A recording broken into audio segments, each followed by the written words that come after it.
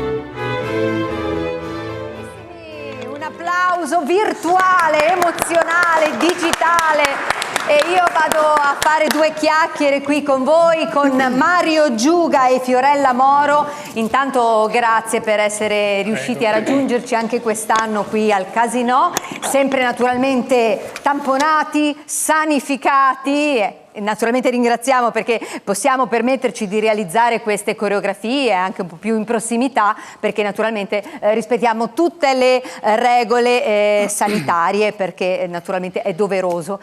Allora Mario, l'associazione ha un curriculum che non finisce più, non saprei da che parte cominciare, ti chiedo solo qualche curiosità da come ti è nata questa passione per la danza e soprattutto per la danza storica.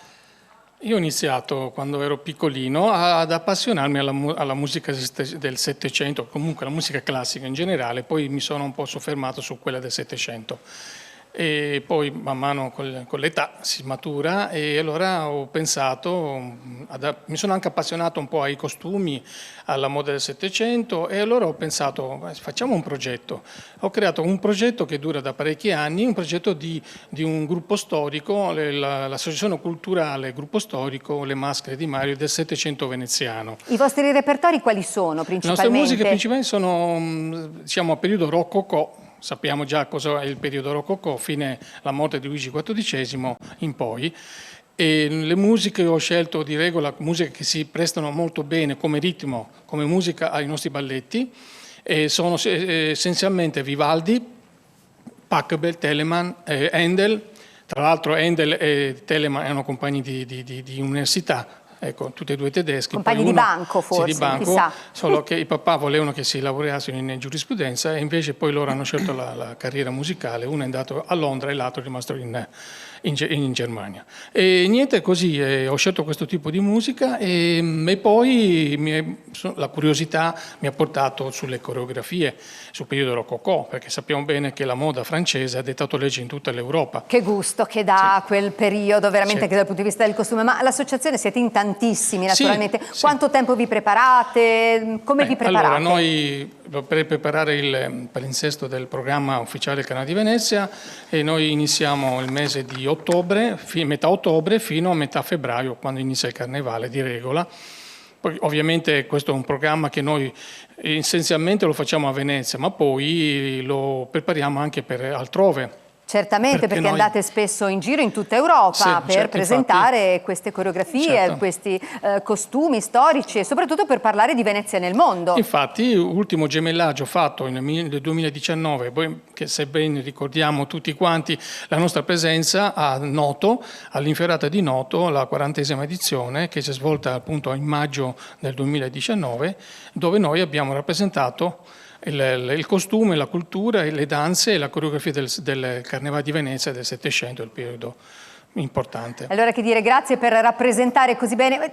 Una piccola curiosità, se mi è consentito, un minutino. Volevo solo chiedervi che cos'è che avete qui, un medaglione Allora, sì. particolare. Allora, questi 2 medaglioni sono stati fatti da un maestro che si è diplomato qui a Venezia, all'Accademia, eccetera, e lui fa parte del nostro gruppo e in poche parole, ha creato queste miniature come si faceva nel Settecento, usando i materiali. E allora facciamo un bel inchino Ma settecentesco. che meraviglia! Noi vi ringraziamo davvero e ci teniamo a ricordare che sabato 20 febbraio le maschere di Mario del Settecento veneziano saranno ospiti nella trasmissione Linea Verde Radici in onda su Rai 1 alle ore 12, a riprova che il nostro carnevale fa parlare di sé durante tutto l'anno. Ecco qui.